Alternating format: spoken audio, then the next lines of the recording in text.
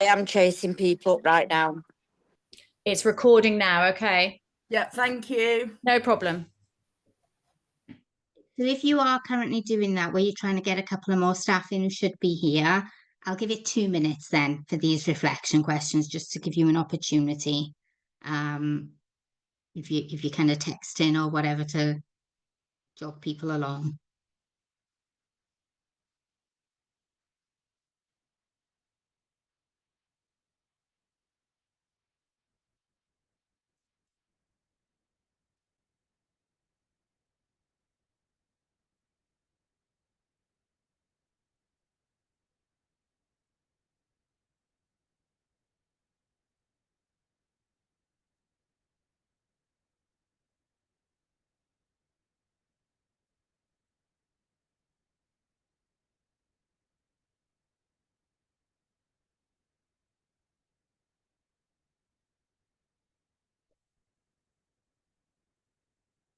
Does anybody got anything that they would like to share in relation to that? And just to say at this point, don't be shy about speaking up or asking any questions. And I'm not saying I've got the answers to absolutely everything, but I'm always happy to go and find out anything. But it is a safe space as well. That there genuinely isn't any such thing as a stupid question, and just a little bit of a kind of thing around terminology as well. One of the things I'm really aware of and have been throughout my own teaching career and while I was doing my PhD is how much terminology and correct language changes around autism.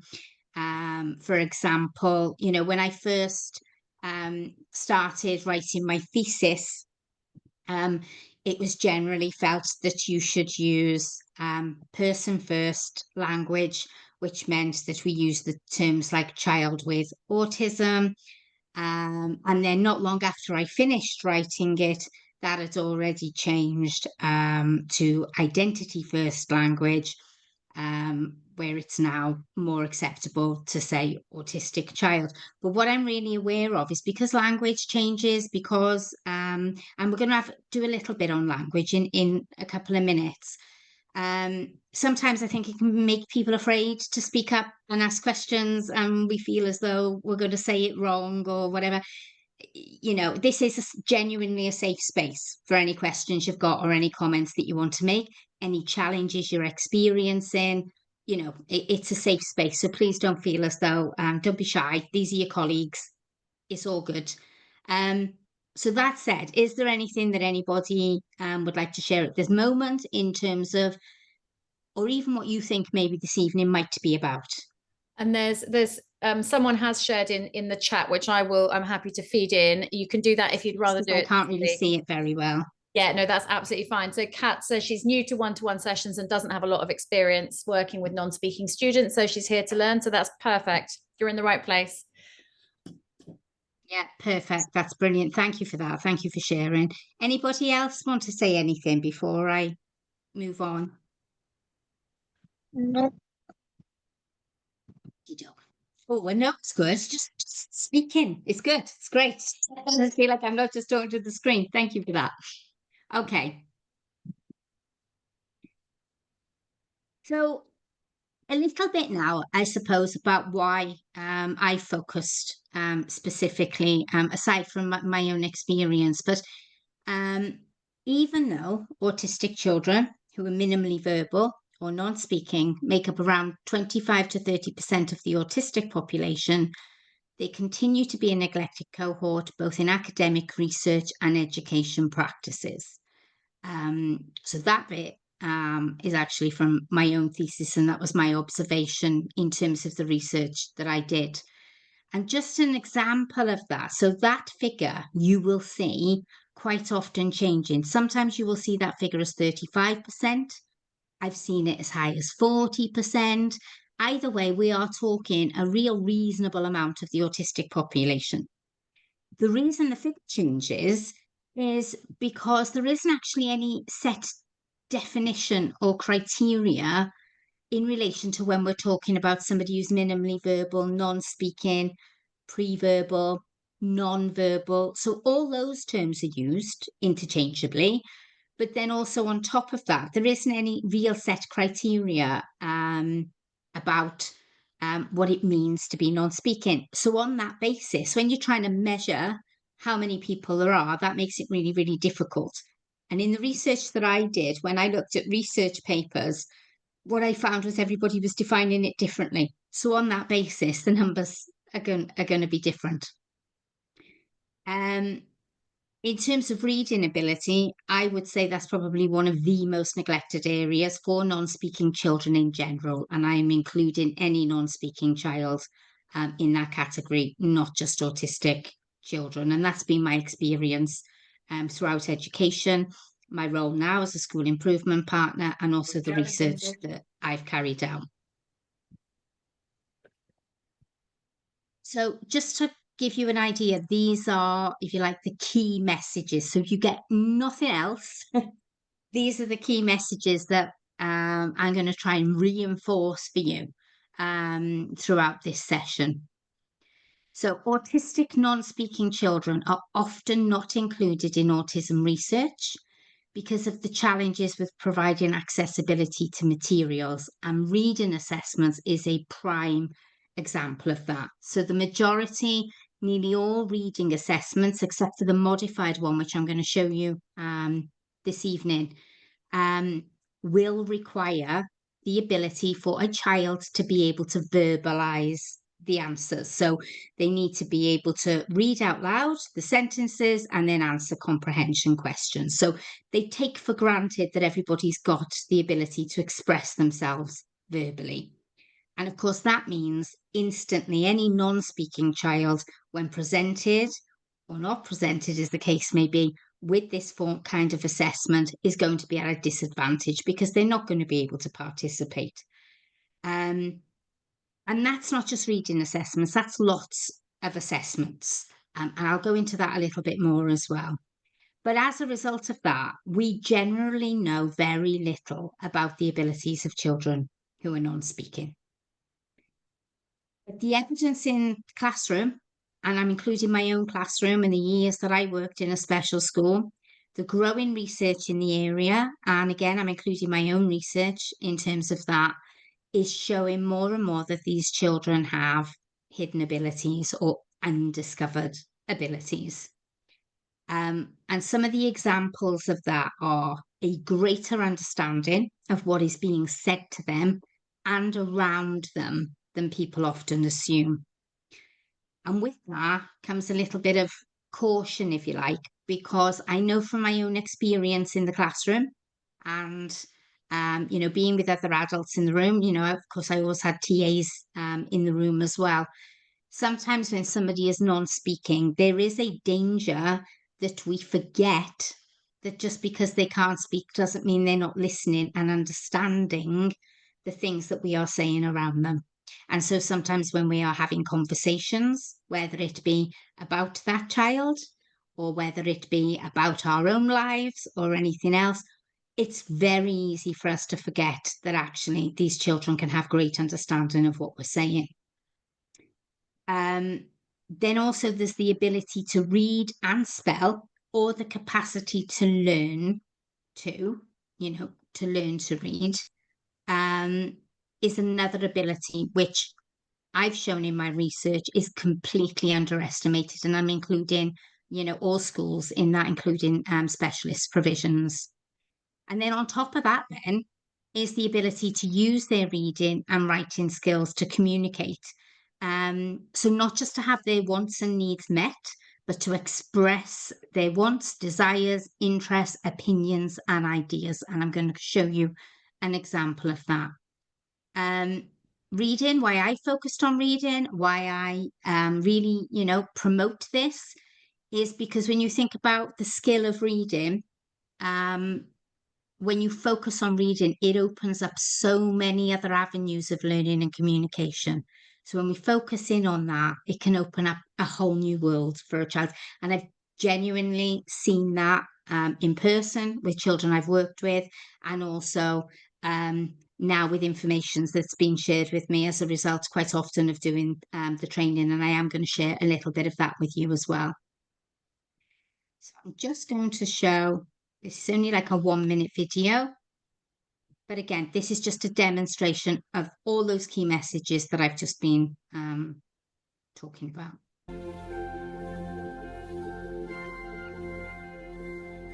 What is the best message that we can put out there for non-speakers?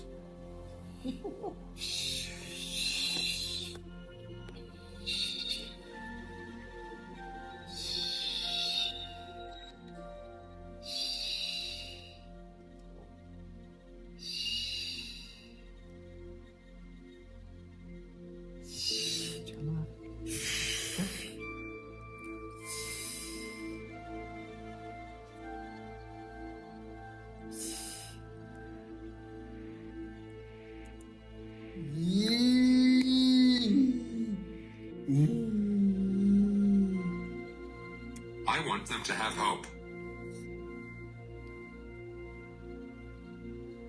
Why is hope important?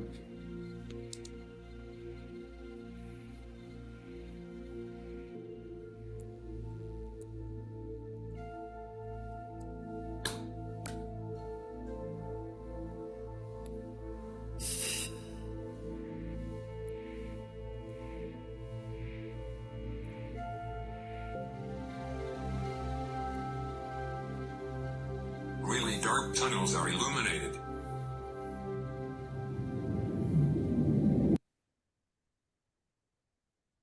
I think you'd agree that that communication is a far cry from very simple having your wants and needs met in terms of I want drink or I want biscuit. And when we support reading abilities and spelling abilities of non-speaking children, that's the kind of communication that some of those children and young people, young adults can express. That is from a longer documentary that is available on YouTube, which is called Spellers, which talks all about that technique. Little word of caution, it's well worth a watch. It's an hour and a half long. It's absolutely inspirational and it's a wonderful watch. I would say some of the theoretical stuff around autism itself, I wouldn't quite buy into, if I'm honest. I don't think some of the explanations given, I would give you words of caution around those, but that doesn't make it any less inspirational in terms of what these young people are actually achieving once their ability to read and spell is supported. For me, I think the biggest barrier to reading and spell, we're going to go into some of the barriers that are specifically associated with autism soon.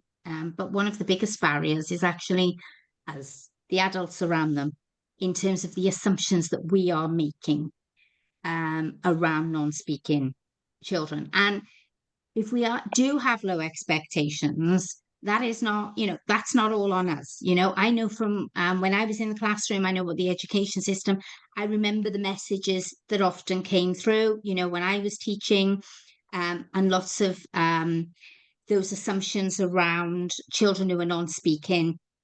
There tends to be a link with cognitive ability. It's also more likely that a non-speaking child is going to be educated in a special school. So again, that adds to, that message that there's a strong chance that somebody who's non-speaking will also have severe challenges in terms of their learning ability. And that's the bit that I think we need to challenge the absolute most. And I'm going to show you a little bit about why I think that is. So although some children are pre-verbal and may well go on to develop language abilities, others, despite intervention, we know this, may well continue to be non-verbal, possibly for the duration of their school career and beyond. It's not actually generally known why some children go on to develop speech and others don't. But research theories generally have pointed to things like cognitive and social functioning. But that said, we know very little about this cohort. And again, as I've already said, if we haven't got the ability to assess, if these children are constantly disadvantaged in assessment, then how are we making this judgment that they are low functioning in terms of their cognition when we haven't even got the ability to provide an assessment that they can access? In the UK, autistic children who are non-speaking at some point are likely to be educated in a special school setting or a learning resource base, called lots of different things depending on where you live. But children who attend special school are likely to have been diagnosed then with moderate to severe learning disability, which impacts on adaptive functioning. That's the general criteria. So again, when we put all those things together, the message that comes across is that children who are non-speaking are also going to have a severe learning disability and limitations in terms of their cognitive function. Sharon, can I just jump in? There's a question that's just popped into the chat. I don't know if you want me to wait or to give you... No, jump in, that's fine. Jessie said, do you change your practice dependent on if a child is temporarily or long-term non-speaking? What do we mean by temporarily or long-term?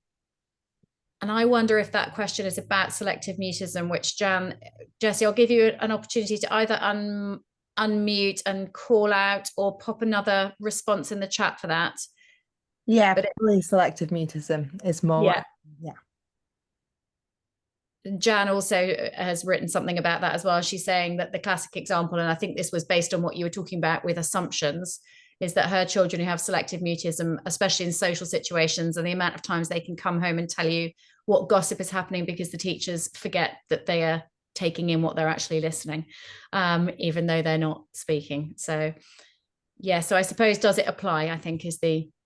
Absolutely does. Elective and selective mutism, as we know, quite often there are associations there with anxiety. Again, we don't always know the absolute reason why somebody might be elective or selective. I don't really like the term mute and mutism, but that's the terminology we've got, isn't it?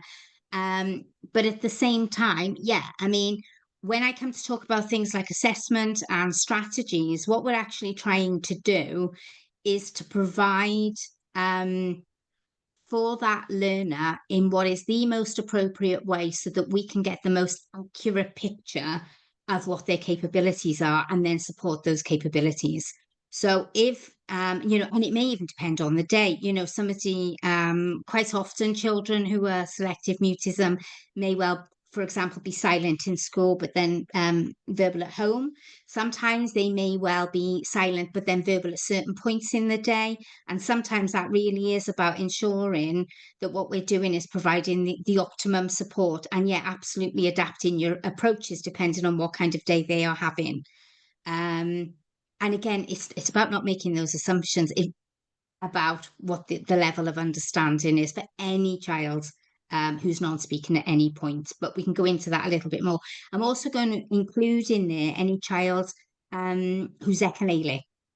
So there's different forms of echolalia. Echolalia is those pupils who repeat, those children who repeat what they've heard. So there is immediate echolalia, which is the fun one where they repeat it back to you straight away. So, for example, they're the kids that when you say, hello, what's your name? And they know their name, but they will still answer back, hello, what's your name? So it's immediately back at you. There's also then those children with delayed echolalia. So they're the ones who might recite the news they've heard or something from the TV. I used to have a very chatty echolalic little boy who, whenever I was trying to read Squash and a Squeeze or all those lovely stories in class, he'd actually be sat there reciting what his mother had ordered from the Chinese takeaway the night before, which he could give me the information on in absolute detail. Which was really funny because she used to complete a diet sheet for him every day because he was supposed to be on a special diet. And she used to put all the diet stuff that he'd had, grilled fish and this, that and the other, and then he'd be there, reciting that. So that was delayed echolalia. And of course, in terms of echolalia, it's an interesting one because it's quite, again, like mutism, it's quite a controversial one. Because although echolalia can be classed in terms of it comes under that umbrella of non-speaking or non-functional speech, non-functional communication, there's lots and lots of evidence to show the children who are echolalic actually quite often will use echolalia. It's what they call Gestalt language. They will use it in ways that is appropriate for the context and therefore use it as a form of communication. So the argument could be that echolalia is, their form of communication. And I actually experienced that quite a lot with some of the children that I worked with. There was one young girl, she was echolalic, and she was really into Disney. And at the time, she was into Jungle Book and those kind of things. But Jungle Book was her absolute favourite. And what she would often do is she would use phrases from that movie in order to communicate with us. So, for example, if she wanted to leave the room, she would say she needed to go to the man village. So again, it was purposeful communication, but what she was doing was taking what she knew and then, and she was repeating that. But it was meaningful communication, and we all knew it meant that she needed to get away from us all for a little bit. Sharon, Karis has just popped in the chat. Can she please share something about selective mutism? Sorry to interrupt. Yes, please, absolutely do.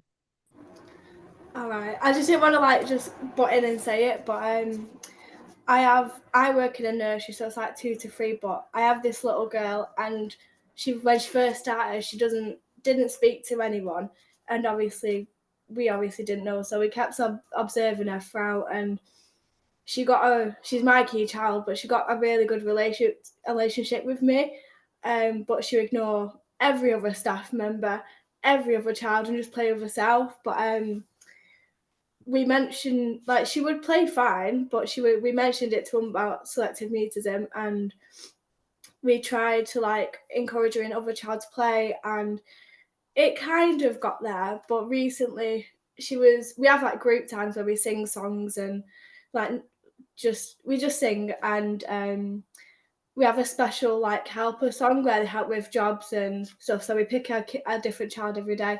But she was sat outside with a baby in the garden, and she watched me sing the song at group, and then she was singing it to the baby, and it literally melted my heart. I was crying. I was like, I need to show that. And Mum put it on tapestry, but no, it was so sweet. I'm because she doesn't say anything to anything, or doesn't just join us, she just sits there and watches, but she takes it in, and that was just the cutest thing. But yeah, she can do it. She can definitely do it. Yeah. Absolutely. Thank you so much for sharing that. That's fantastic. And you know what, all the key things you've said there around relationships, trust, they're really, really important. When I was a teaching assistant, a young girl in the class was selective mute. But I worked there for quite some time, and I'd never heard her speak at all. But we had the feeling she spoke to the children because she was always causing trouble between the boys, and she always seemed to have 2 boyfriends going on at once. So there must have been some form of communication going on. She caused murder in the class, the fallouts the boys had, because of course, with an autism prevalent school as well, there aren't that many girls as well. So she had a pick, didn't she? But I remember one day her taxi was late, and I was tidying the classroom waiting for a taxi to arrive, and in the most beautiful booming voice I've ever heard, she suddenly said to me, "Sharon, do you like being a teaching assistant?" And she laughed at me, first of all, because I had kind of forgotten she was still there because she's so quiet. But it is fantastic then when, again, it's that trust, isn't it? And again, somebody who's selective mute, it may well be there might be really, really good days, and then there might be other days where it's just not going to happen. And that's where absolutely we always have to be thinking about adapting our practice. Yeah, definitely. Thank you for sharing. That's lovely. In terms then of language, we've been talking a lot about language, and it's those assumptions again that people make. And there is a lot of unhelpful language that is often used to describe children with what we call complex need. But this can actually include the term complex need itself, just to add a little bit more when it's used inaccurately. So I'm going to read this out. These are just some of the terms. So when I was doing my research, I had to argue this a little bit, because when you do a PhD, you have to do what you call a viva, which means you get a really good grilling from somebody basically at the university who decides whether or not you know your stuff. And they argued with me about whether or not language had come forward in terms of the language we were using, and I was arguing that that it hasn't. So I then went off and I looked to I did Google searches, Google Scholar searches, and looked at the kind of language that was being used. And what I found more often than not, so this was in academic research, but I also find this in school, in things, I was going to call it IDP meetings then, that's Wales, in annual review processes. This is the kind of terminology that is still used and it informs our thinking. So quite often when somebody says a child has complex needs, quite often what they mean is that person is actually non-speaking. And again, because we don't know, what their other abilities are, because we haven't got any way of assessing it. Quite often then you might hear terms like functioning at 6 to 12 months. It might be less, it might be greater. But again, if you start to ask the question, and any professional should be prepared to answer the question, how do you know? That's where it gets a little bit woolly, because when you try to work out, well, what kind of assessments shows the person, but well, again, they're not adapted, they're not modified for children who are non-speaking. Similarly then, specifically in relation to autism, two terms I personally find I have a lot of difficulty with is low functioning and high functioning autism. And the reason again for that, and you see this in peer-reviewed research articles all the time, that ordinarily when the research is talking about high functioning, they just mean that those kids are verbal. And when they're talking about low functioning, they mean that they're non-verbal, and that tends to happen, and it's become an inaccurate and unhelpful term. And when I first started teaching, so I went from being a teaching assistant to a teacher, and I remember the information I was given about my first class. I was told which kids were the most able and which were the least able, and actually, so all it was the verbal kids I was told were the most able, and the non-speaking with the least able. And in my first year of teaching, I very quickly discovered that actually was not the case. And actually, my most able pupil was a non-speaking learner who was a reader. And I'll talk to you a little bit more about that in a minute. So to give you a break from listening to me for a couple of minutes, I just want to play you another video just to reinforce this message a little bit.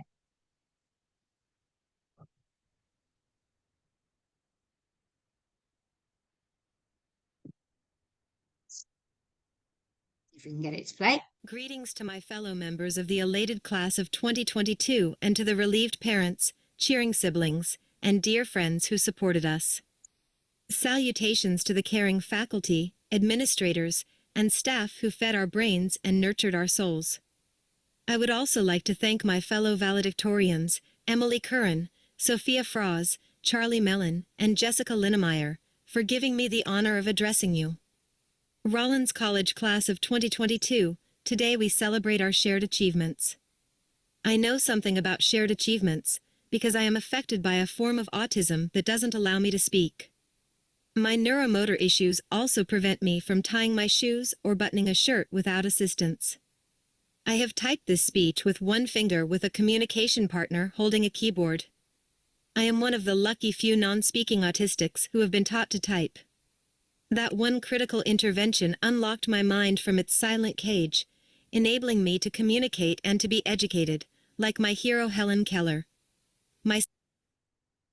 So, again, that video is available on YouTube. If you did want to watch the longer version of it, but that is Sharon, actually a list. Sorry, Yes. Can I jump in? Jessie said, is there an actual definition of complex needs? Is there a formal definition of it? And when should it actually be used, if ever, that term? Okay, so in terms of complex needs, generally all people mean when they're talking about complex needs is, we talk about things like spiky profiles associated with autistic children. It's generally those children where there may be challenges in terms of behavior, frustration, but usually complex needs means that the learner has a range of needs that require a variable range of support. That would be the appropriate use of the term when you're talking about complex needs. what we're saying is the situation is complex.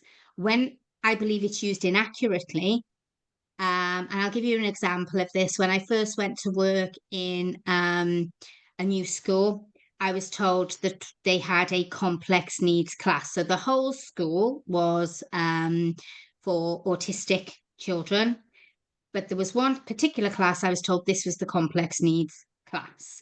And so therefore, all of the provision in that class was sensory provision. So that's the other term, isn't it, that gets thrown around left, right, and centre. It was the sensory class on some days, the complex class if there was a lot of behaviour going on that day. And generally what happened was, so those learners were probably our most non-speaking, and also those who had the most challenging behaviour. And that's really what it came down to. The complex classes, they had the most challenging behaviour. When I started to carry out assessment and I started to look into the abilities of these children in our complex class, 2 of the children in that class came out as a higher ability, higher reader than so many of the other children in the whole school. But all of their provision was sensory provision, which meant they spent their days, doing sensory stuff. Without any of their reading ability or communication needs really being stretched, without that stretch and challenge to their learning. So when we hear the term complex needs, it is used in the medical world. In Wales, we have things like complex needs panels, and it can be used accurately. But again, it's just being careful. When we hear terms like complex, it's whether or not we have all that information about the learner that tells us what their level of ability is. And it's about challenging any assumptions that come with that label. I hope that explains it. Yeah. So the video I just showed you was Elizabeth Bonker. She is non-speaking. She's also included in the Spellers documentary. But she's also the author of a book called I Am In Here. She is a poet and a songwriter. And she's also the CEO of Communication for All. Might be a website that you've used in the past for their symbols and stuff like that. So again, just another example. And, she talks about this aspect of being locked in a silent cage. And quite often, the more and more experiences I've had, the more I'm hearing that kind of language, which is heartbreaking, coming from non-speaking learners, this feeling of being locked in a silent cage or being locked in on those aspects. Sharon, I'm just going to share in the chat so that everyone can maybe open it up, not now, but before we close the session, a video of a young man who's done a transformational tale for Teach Us Too, and he also uses his AAC to explain how it felt for him, but it's very recent, it's UK, and I will share the link for that now. Thank you. So just to give some, additional research and information around it, despite early claims of a correlation between speaking ability and reading, current theories don't feature a direct role for speech. So what that means is just because somebody can't speak does not in any way mean that they wouldn't be able to read. So although things like stutters or speech difficulties can sometimes present a bit of a barrier for the process, it's not an insurmountable barrier. And it does not mean that if somebody is non-speaking, that they are non-reading, and it certainly doesn't mean that they are non-able. And there is, that is the research to show that. So what we end up with is we've got this bit of a catch-22 situation going on that I've already explained. The majority of assessments, and I'm including IQ assessments in that, rely heavily on a child or young person's ability to verbalise answers. Well, then, of course, they underperform on general assessments, which then informs provision. It also means we end up having low aspirations for these children and young people. And then that can be a self-fulfilling prophecy because, of course, we're not putting the provision in order for them to build on the learning and understanding that they already have. Just to give you, a quick example of that, you can, on my website, there is a blog on there, and there's lots of different examples on there that you can read some of these in full. But when I talked to you earlier about the learner, I've changed the name to Paul because it's an actual pupil, and that's not his real name. But when I was first teaching, this is the information I was provided. I'd been a teaching assistant, but this is my first year teaching. Wonderful. And I was given the most challenging class. That Paul is very disruptive. He breaks everything. He rips everything up. If you get him ready for a lesson, don't put anything out beforehand. He'll just wreck it. He can do PECS, so Picture Exchange Communication System. He used to use symbols, but he doesn't anymore. And what I actually found through, and I'm going to show you the research in a second, when I became convinced that Paul was actually a reader, because of some of the behaviours. He loved looking at words. He liked grabbing my finger and pointing to words of posters and things. He would jump on the laptop anytime I turned my back and he could find a video clip without the thumbnails. I tried everything. I hid them in all sorts of different folders. I turned off thumbnails. I did everything I could so he couldn't see the images and he could always find what he wanted on my laptop. I was convinced he could read. And at that point, we had a literacy coordinator who thankfully is now retired. And she was bringing round the Salford Reading Test, which is the test we used in school. And my question to her was, well, I think Paul can read, but he can't speak. So how can I do this test with him? And she said, well, you can't. And that was where I got the bee in my bonnet and started doing a PhD. But what I did then was, what we found was when we discovered that Paul was actually not only able to identify words but understand what they meant, we started to realise why he'd stopped using symbols, because none of the symbols in his book represented anything that he wanted to say to us, including some of the swear words he learned to spell later on quite successfully. When we changed him to an AAC device, that changed everything. It changed all of his access to learning. It changed his communication, and what he started to use was predictive text. So although his spelling wasn't perfect, he did know his initial sounds and some of the starts of words for spelling, and he could recognise them when he read them. So he knew whether or not he'd got them right, and he would use predictive text to communicate with us. And I'm not saying he became the model pupil in terms of behaviour. He's a young adult now, and I guarantee he's probably not a model now. But it changed a huge amount in terms of his access to learning.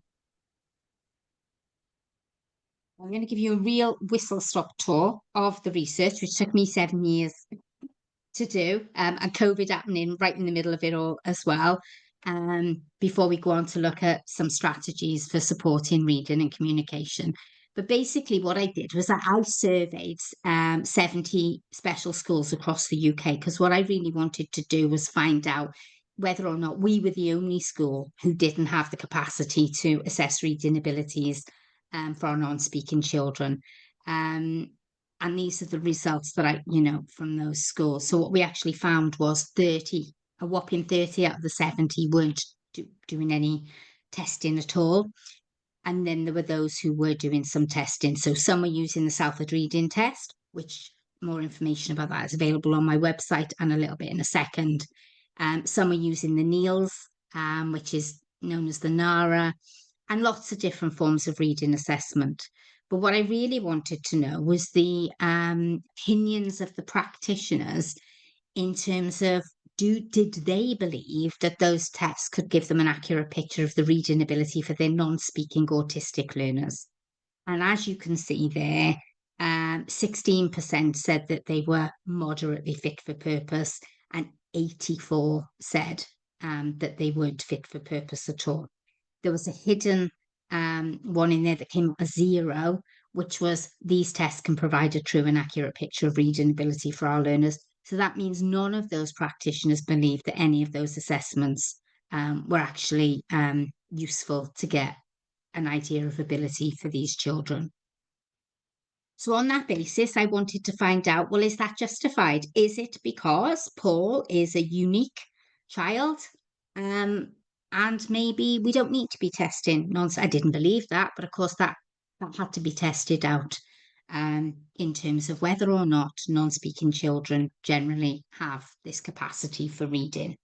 So what I did was I went across 11 schools in South Wales, which is where I live, and Don't worry, we will share the PowerPoint as well if you want to look at the data, but it's also available on my website. And if you really fancy reading the thesis, then, well, somebody's got to. It's got to be one person. But yeah, so what I did was I tested groups of children. So I tested children who were verbal, who were autistic, non-verbal children, and also children who were diagnosed with general special needs, severe learning difficulties, moderate learning difficulties, who weren't autistic. And I presented a multiple choice version of that Salford reading test that I talked about. And basically there was 40 children in that non-verbal autistic group, and all 40 of them showed a level of reading ability in terms of being able to recognise words, but then also in terms of being able to understand what those words. Now, comprehension we know is a challenge because it's a language ability and it is a challenge for autistic children. But that said, so although the comprehension scores were generally lower for autistic children in the group, the non-speaking autistic children did show the ability not just to read the words, but they knew what they meant. So just to give you, a further example of that, I'm going to talk to you about some information that I was given by parents who joined one of these training sessions. But first, I just kind of want to take a second to reflect on that, because although we're focusing here on reading ability, when you think about reading as a process, it's a really complex process. We take it for granted. If you can read, you forget how, you just don't realize how many processes that you are employing. So that, it's cognitive, it's linguistic, the social factors. It's not just decoding words, it's about constructing meaning and engaging with text in a meaningful way. So it's thinking about it from that aspect, isn't it? If a child or young person who's non-speaking can identify a word and know what it means, what else might they be able to do? What else, does that tell us about their level of ability? Sarah, Sharon, can I just jump in with a question? Yes, please. From the chat, Jessie says, is the difference between the number of male and females, I presume, diagnosed because of diagnosis rates? And out of interest, what was the ethnicity diversity of the sample? In terms of ethnicity diversity, I would say it wasn't incredibly diverse, on the basis that in South Wales, it was diverse, but in South Wales at that time, it wasn't, the cohorts weren't as diverse as they are now. So if it was repeated now, there would be more diversity in the sample, because thankfully, we are now a more diverse area than we were back then, because this is going back as far as I started the research in 2016. In terms of the difference between boys and girls, yes, absolutely, because of the as we know, it's not just prevalence, it's diagnostic criteria, and you're going back in time. So there were even less girls diagnosed then than there are now. And to be honest, when I was teaching at that time, when I did get a girl to teach, I had to remember when we were going anywhere, I'd got so used to saying, come on, boys, that I had to start saying children or boys, and girl. Because it was really rare at that point, whereas now, of course, there are more girls being diagnosed than there were before. It's because they present differently. We know that now. We didn't know that then. So yes, that is absolutely the reason why.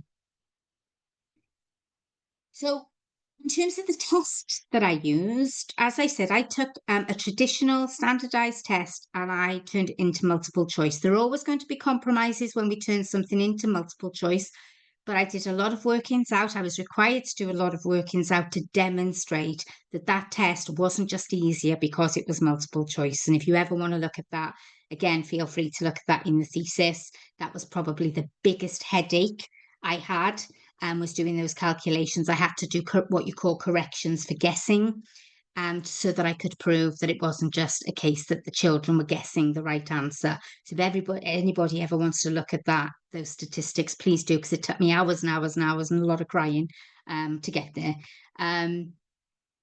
So I had an email following some training like this that I delivered, where we had a parent attend. And what she did was she used some of the materials on my website to Sess, her daughter, who's called Isla. What they did was initially, now there is on my blog, there's the full email because she wrote me this big, long, excited email afterwards. So if you want to read it, go onto the blog on the website and read her email because it's lovely. But basically what she did was she said she tried presenting Isla, her daughter, with the reading test, and she wrongly assumed that she wouldn't be able to recognise words on the first few pages, as they were words that she felt that she'd never even been exposed to. But she picked out a few of the words accurately on the first few pages, and then they started to realise there was a lot more going on in Isla's head than they'd ever given her credit for. So what they started to do, and this is the really important bit, over the course of the next few weeks, they started to put in different interventions, giving her different options, because she'd had an AAC device for 7 years, but never really used it to communicate. And what they realised was the symbols were so limiting for her that it was never what she wanted to say. And so when they switched that AAC device to a keyboard, she was able to start to slowly type out her thoughts and her ideas. And bearing in mind at this point she was 11, and her mother, talked about feeling as though she was walking around in a dream. She just kept thinking she's going to wake up and it wouldn't be true because they just couldn't believe the results that they had. These are some of the first things that Isla actually managed to type. She wrote, "I am capable. I know everything. I'm a beautiful person who has everything that I have dreamed of. Seizures take all my happiness." She has epilepsy. We asked her why she loves being on the swing so much, and she said, "I feel free. I get worried about when people don't talk to me. They ignored me." So again, it's that assumption, isn't it? When people are around her, they weren't interacting with her because they were assuming because she couldn't speak, she couldn't understand. Can I find myself and have friends? I am having fun. This is brilliant. I think we should go out to a different place. We could go on an adventure. And then when asked what's your favourite thing to watch, this was really interesting. She said, people talking, it helps Isla know how to spell. So that was a really interesting. And to be honest, I think the more we learn to communicate with children who are not speaking, that's going to be our best form of research, isn't it? Because if anyone can tell us what they understand and the approach we should be taking, it's the children themselves.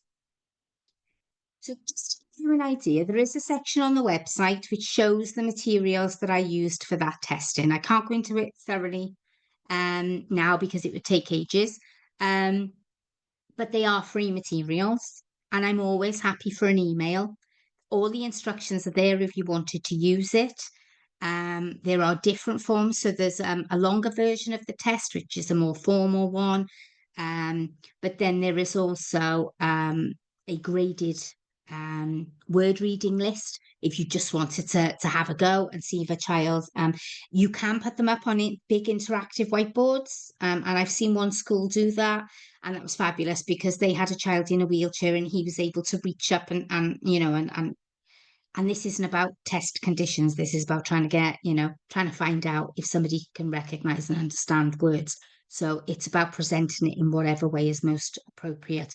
But all of that is available on my website. It's all free, and I'm always happy for an email if anybody wants more information about that specifically. There is also a little profile on there as well, which gives you a few other suggestions around things like receptive language abilities and things you could try out with a learner to find out a little bit more about what they understand. So I'm just going to play a very quick video now, and this is Tyler and talking about his experience of being non-speaking, and he's now obviously verbal. Why do my child understand words and read before they are able to speak? Hi everyone, my name is Tyler McNamer, and today we're going to talk all about reading.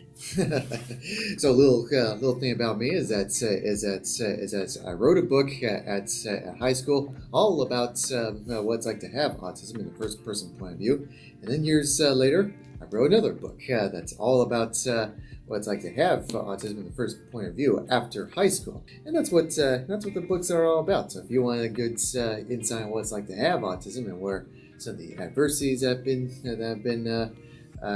going on and how to go through adversities and what are some strategies on autism, feel free to check them out in my website at autismworks.com. But this is not the video about advertisements. This is going to be a video about reading. Now, the way I see it is, before you'll be able to speak, first you need to learn how to write, and before you be able to write, you first need to learn how to read. And even before you learn how to read, you gotta learn how words are formed. It's these tiny little baby steps at a time. And the way I would see it is that I've been a very avid reader for a very long time.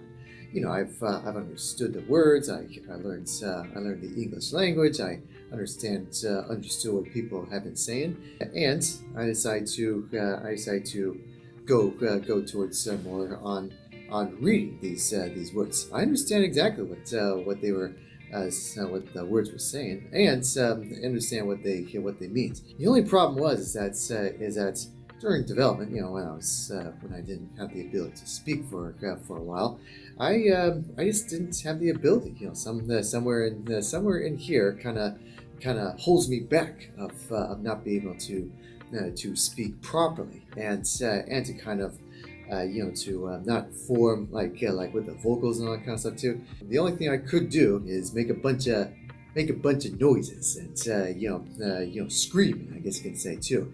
I guess you could say that I've been a screamer before I've been able to be a talker. And now, the reason, obviously, that I've used Tyler there is because, as he explains, he was initially non-speaking, and that his main form was vocalizations and screaming. But throughout all that time, he could understand what people were saying, and he's been an avid reader. And now that he has the ability to speak, he gives us great insight there into, that experience. So again, it's just another example. And he raises some interesting points when you watch some of his longer videos about feeling almost that the reading supported the speaking. And again, I think this is where, it'd be fantastic. These are the people really who need to be informing the research, don't they, in terms of that, because it's a direct experience. And I think that's just a really interesting idea, that, reading perhaps could support speaking. I don't know. I would assume it would, because it's language based, but it's just, this is his personal perspective, and it's really interesting. So just a couple of ideas now around some of the strategies that we can use. We can do things like carry out those assessments that I've shown you on the website, in terms of finding out where a learner is. But of course, the most important aspect of all of that is what we do with that information, and how we actually support a child who's a reader, or even support a child to become a reader, and the different ways in which we can do that. There are, and I only mention this again, we don't have time to go into this now, but I mentioned that there are barriers associated between autism and reading, just on the basis that I think sometimes what can happen with children's learning is it may well be one of these barriers that could be in the way of a child learning to read, but we make the assumption it's because they're non-speaking. We do know that autistic children can experience issues just purely related to their autism diagnosis. So around things like executive function, central coherence, theory of mind, all those big theories associated with autism.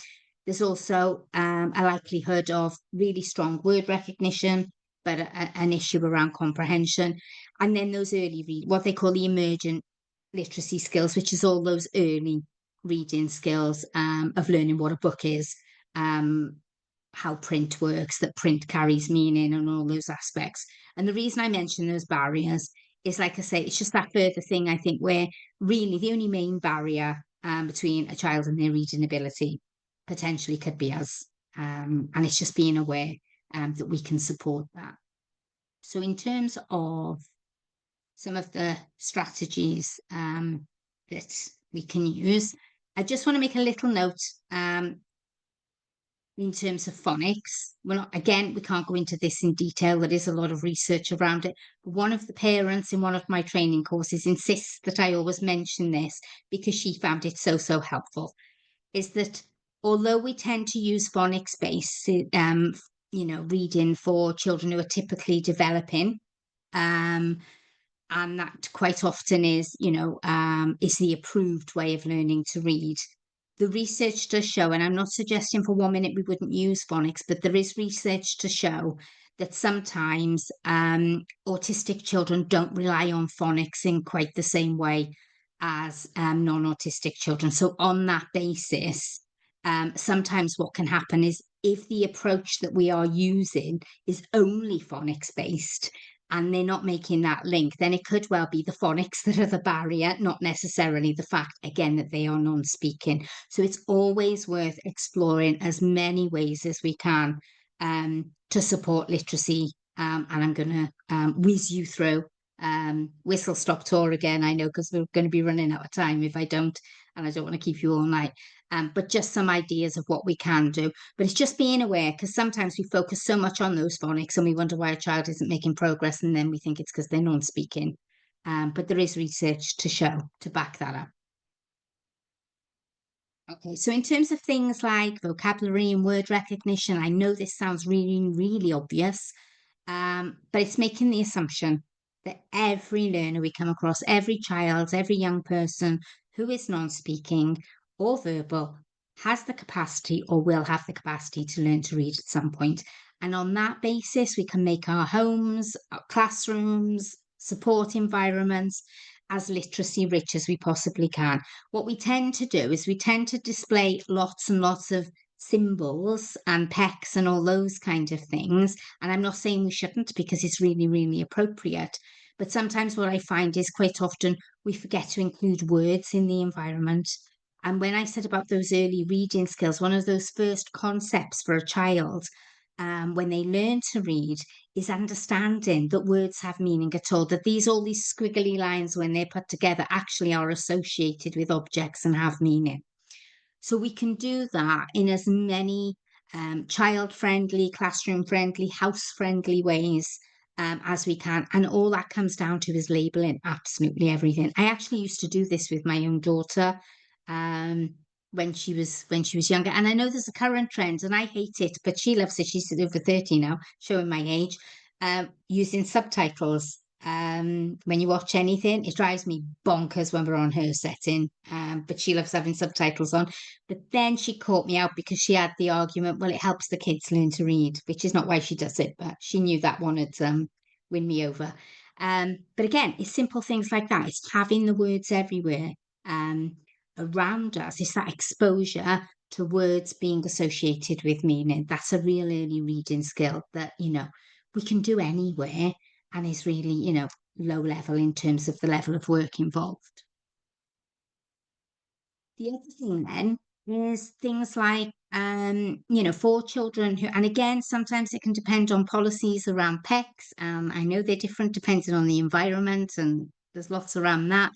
But I myself in the classroom, what I would do is I always made sure that there were words on symbols. And then what I would do with some children, particularly if those were children where I felt they had emerging reading skills, is over time, I would start to make the symbol gradually smaller and the word gradually bigger. And then in the end, it could well be that once they knew, and I see, those sentence starters are a perfect place to start, because they use that as the opener, don't they? The center. They're so familiar with it that actually over time, I used to find that if I took away the symbol and just left the words I want, that over time they were able to select the I want to put it at the beginning of their sentence strip with ease. So again, it's that exposure, but it's also getting them to use words and not just symbols. But we wouldn't replace it straight away, because in the early stages of communication, obviously those symbols are really, really important. So again, it's using your judgment with that. Similarly, when you're using symbols around things like where you have symbols up to label objects, or you may use them for things like teach approaches for executive function, where you're doing sequencing and those kind of aspects.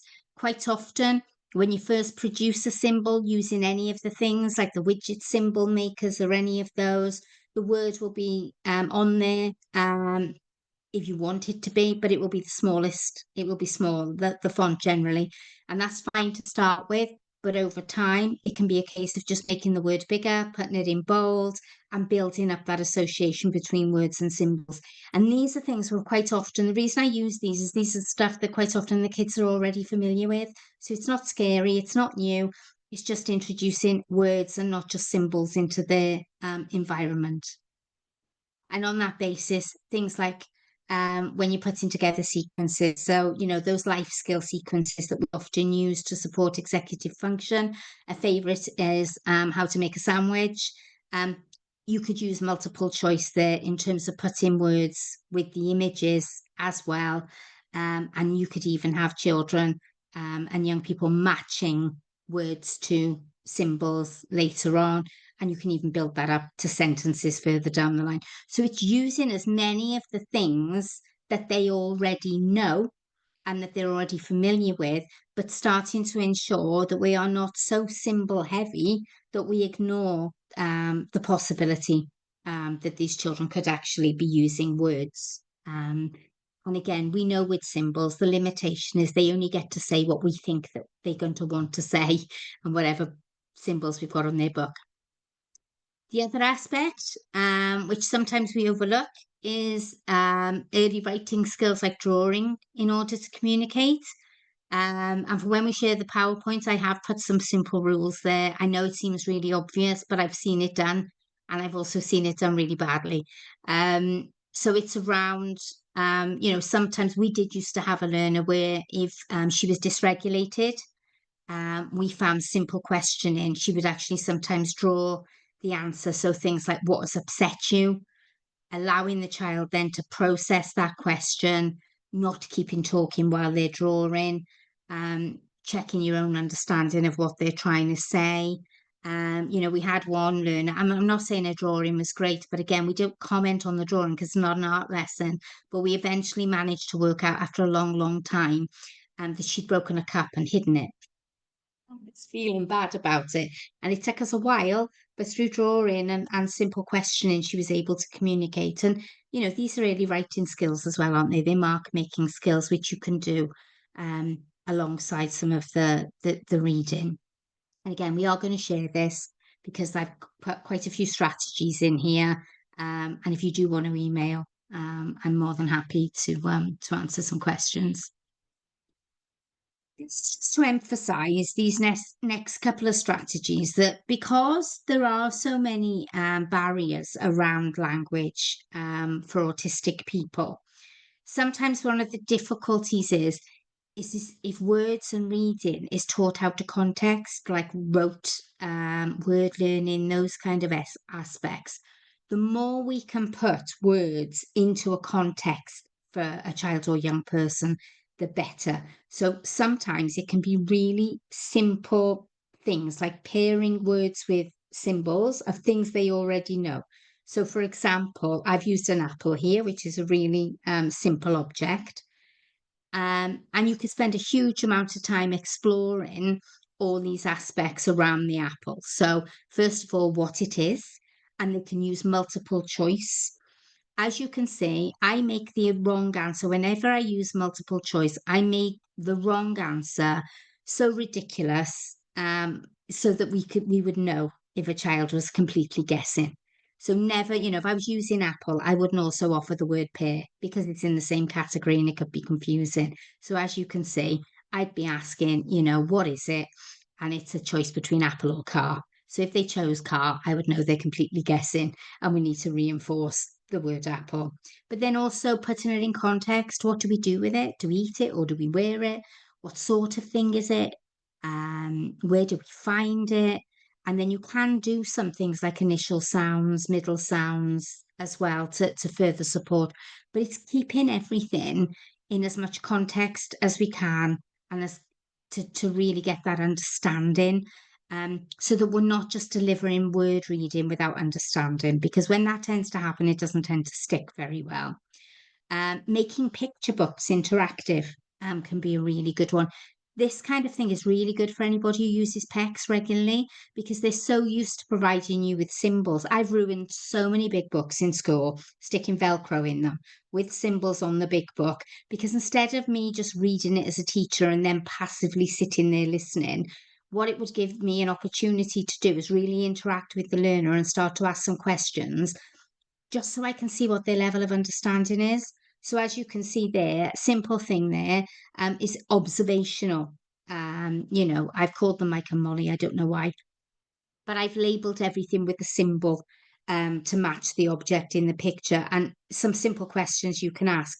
The idea then would be the learner then would be able to select that symbol physically from the big book, or you could put it on an iPad, whatever. But again, it's just that way of being able to gauge their understanding and not assuming that because they can't verbalize answers to comprehension questions, it doesn't mean they don't understand the picture or what's going on in the story. So it's as many opportunities as you can to put things in context and get as much interaction as you can. On that basis, yes, no answer questions can be really, really useful because they're great for assessing understanding. And it's a simple, either a symbol or choosing the word to answer the question. So, for example, you can give a correct, Molly is drinking. I've labeled who Molly is. Is the answer yes or no?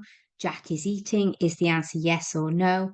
Molly is eating. Is the answer yes or no? And you can get pictures. I got this online. And you can just make up really simple questions. But what it does is it gives you a really good understanding of whether a child has that bit of understanding about what's going on, and not making the assumptions again that because they can't speak, it doesn't mean that they don't know what's going on that page. Sharon, can I jump in? Someone's asked if they can ask a question, Karis. Yeah. Or can she say something? Sorry, you're going to get sick of my voice, but oh no. At work as well, we have something similar. They're called welcomes. I don't know if you would have heard of them, but yeah, we always use them.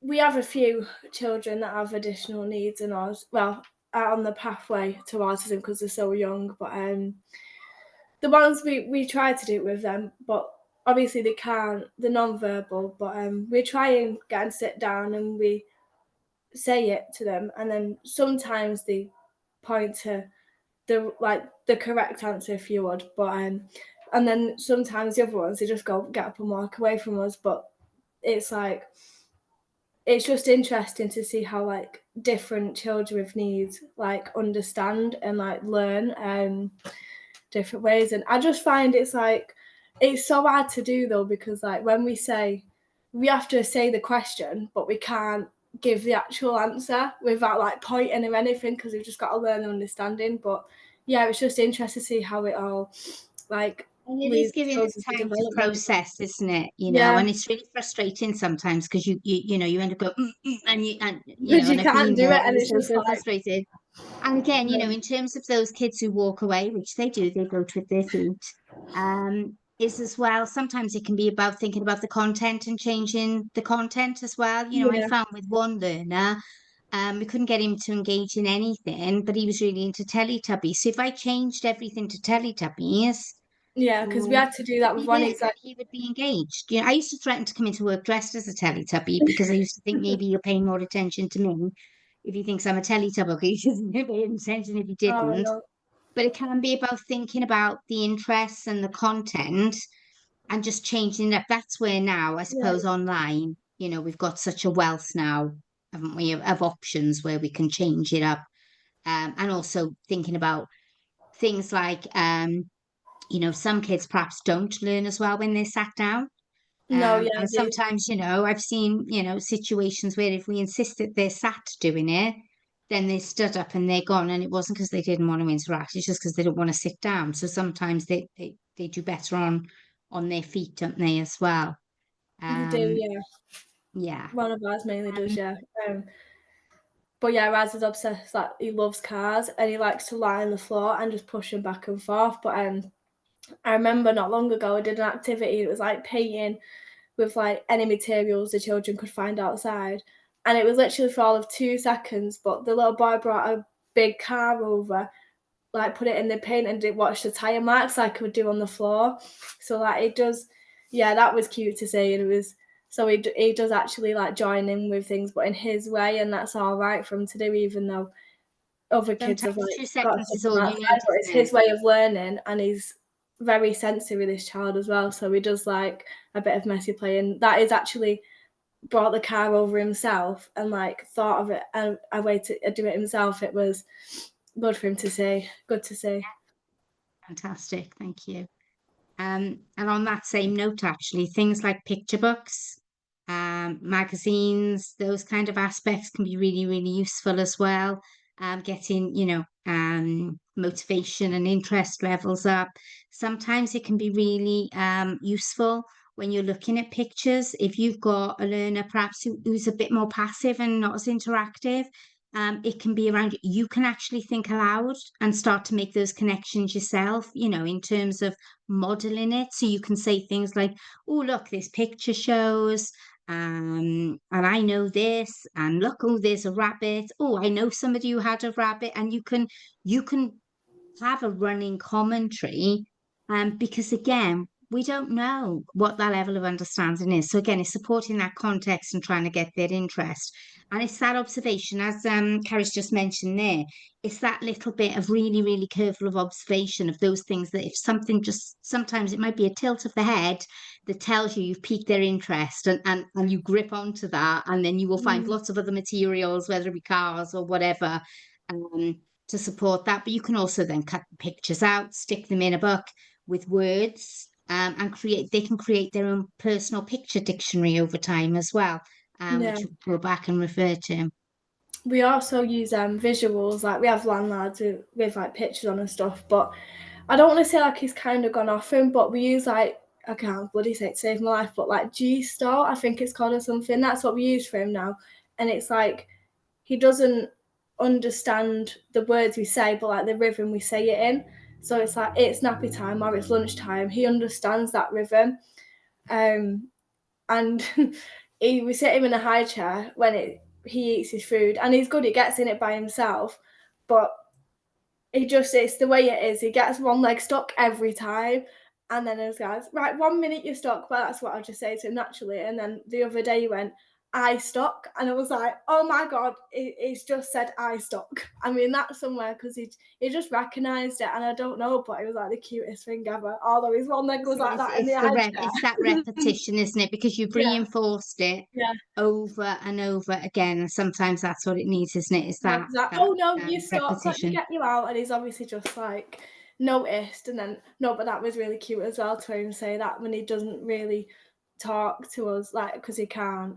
But yeah. Last strategy, I'm going to recommend this one with a little bit of caution, but the Pixar short films can be really fabulous for putting words into context. And I have said this, sometimes you can stop in key places and think aloud in terms of putting things in context. You can hold up words associated with certain themes. The reason I've said with caution is you will know just as well as I do. I don't need to tell you that an autistic child watching something, if you keep stopping something, you may also be risking your life. So that would only be where a child can tolerate it. And if not, you let them watch the whole thing through, and then you could perhaps print out pictures from it, video stills, whatever, to explore it further, and don't stop it throughout. So I do mention that one with a bit of caution around it, but I can tell from everything you've said tonight that you all understand that just as much as I do in terms of the risks there. But it is about modeling that thinking process as well, and it is about ensuring that, as well as word recognition, which is the stuff on the website, and the assessment and the words in the environment, we're also supporting understanding as much as we can, and make an assumption. It doesn't hurt to make an assumption that a child can understand, because all we do, as Harris just said there, you keep repeating it enough and you keep modeling it enough and reinforcing it enough, it's going to come anyway. Okay, so we are nearly at finish time. I showed you some reflective questions at the beginning, which, for after the session, for you to kind of think back on, and perhaps this will help you evaluate a little bit in terms of what you feel you've gained from the session this evening as well. But then maybe thinking about just 2 more questions, if you like. And that might be, this is just for you personally to think about, what are the things now from this where it's piqued your interest that you feel like you need to know more about? And what kind of support, might you need with that? What could you do in terms of what, things you might want to look at, or whatever, in terms of those aspects. But it's just, again, don't just kind of walk away this evening and not think about it again. Just take that little bit of time, because we're all so busy. Take that little bit of time just to reflect on those aspects. It might just be one little thing that you're thinking, oh, I'm going to learn a little bit more about that. Or it might be something you're going to try. If you do try something new, please don't hesitate to share it with me, even if it's an absolute massive failure. Okay. I'm really interested to hear challenges as well as your successes. But if you do have successes, as I hope I've demonstrated this evening, I really want to hear about those. I am just going to give you one more very, very quick video before we go, because I'd rather give the last word. Yeah, and it's very, very quick. I'm good at this and will become independent. What do we need to do to help non-speakers?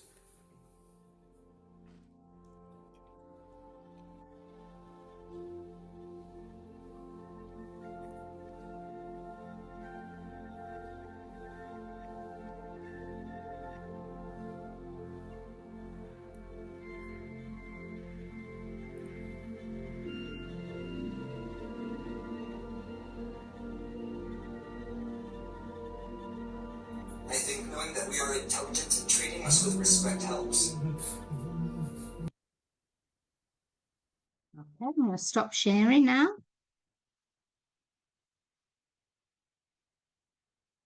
Yeah. Thank you, Sharon.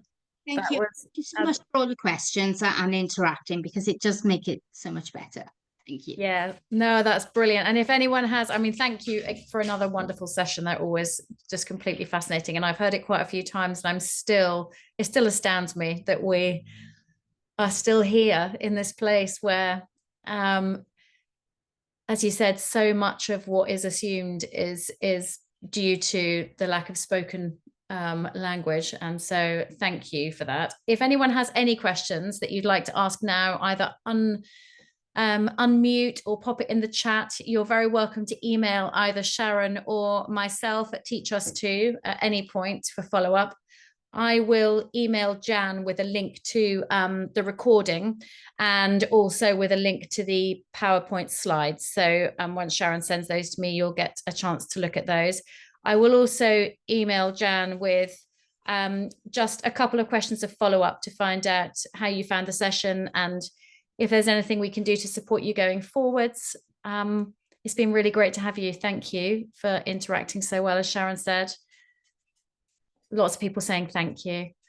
I'll email this to Jan, if that's okay, and ask her to email it out to everyone en masse who attends, because she'll have everyone's email address or contact somehow. Oh, you're the secretary. Thank you. Sorry, Kerry. Yes, I will. I'll send it to you. So Kerry at Autisk. Yes, I will do that. Thank you. That's really helpful. Brilliant. Any questions? There is a question in chat. Apologies. You never need to apologize for ignorance, Jessie. Apologies for my ignorance, but noticed all the videos, people using one index finger to type. Is this common, or just some touch type, Sharon? It depends on the child or young person, to be honest. And I think what it's about there, it's about maintaining focus on the objective, a little bit like when we talked about sometimes we focus too much on getting kids to sit down and learn, when sitting down, and I would say this to staff, if staff kept telling a child, sit down, sit down, sit down, read this. I used to say to them, well, do you want them to sit down or do you want them to read? Because they ain't going to do both. So pick your objective and stick to one. And it's similar, really, when we're thinking about communication, because sometimes when we get kids to communicate using digital equipment, we sometimes forget it's not an IT lesson, it's not a typing lesson. It's whatever is it's that total approach to communication, whatever's most comfortable. I certainly wouldn't rule it out.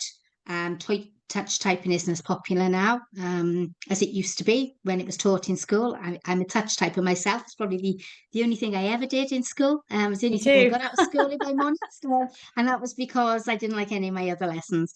But yeah, so it's really, yeah, I wouldn't rule it out. But again, it's about staying focused on the objective. And if they can do that, then that's brilliant, isn't it? Because it's so much quicker. And again, like I said, with one of the kids that I taught, we used predictive text, because although his reading was great, stopping him to do the spelling bit, we could do spelling another time. But if he needs to go to the toilet or he wants to drink or he's about to, hit me because he's frustrated, then we use whatever's the quickest method for him to be able to communicate it. So it's making sure you stay focused on what the important bit is at the time. If you're looking for anyone to chat to or any advice about alternative communication, I highly recommend the ACE Centre, who will do you a free 30-minute phone call where they'll talk about a specific child with you and work through some of the options for identifying what type of AAC might work for that student. So I really recommend them. If you just Google ACE Centre, it's a charity. They do all sorts of consultation. We occasionally run courses with them, which you can sign up to for free. Have a look at our website too, because there's often training that, although we began this journey with specific focus on students with PMLD, actually it links us right back to that idea of complex needs. And students with PMLD are considered to have complex needs. Nobody really can identify what that specifically means. And so what it basically means is that they don't speak, along with some other physical disabilities. Nobody at that point, of course, has measured their cognitive ability. And so it's impossible to say whether they've got learning difficulties or not. But so the courses we run, although it might look from the website that it's kind of PMLD heavy, it is all really, really useful for you guys too. And anyone who is working with or teaching students who are non-speaking. So please do have a look. If you've got students who you think, we're running a project as well to collect the voices of those students, and you'll see with the transformational tale I shared of Matthew in the chat earlier, that we're trying to collect the voices of those students, because the one thing that we have found as a charity is that nothing creates change like the voice of the young person themselves. And so if you've got students who you think might like to share their stories of why communication and literacy and being able to spell is important to them, then have a look at the website and sign them up or point their parents in our direction, because we're trying to collect as many stories as possible to make that change happen, so that we're not still running courses like this in 5-10 years time. So thank you, Sharon, for your time. I really appreciate it. On behalf of everyone, there have been lots of thanks coming in the chat. I will leave you all to your evenings, because I know that we're all really busy. And unless you've got any other questions, I will be in touch soon with a link to the slides and the recording. Thank you. Thank you, everyone. Take care.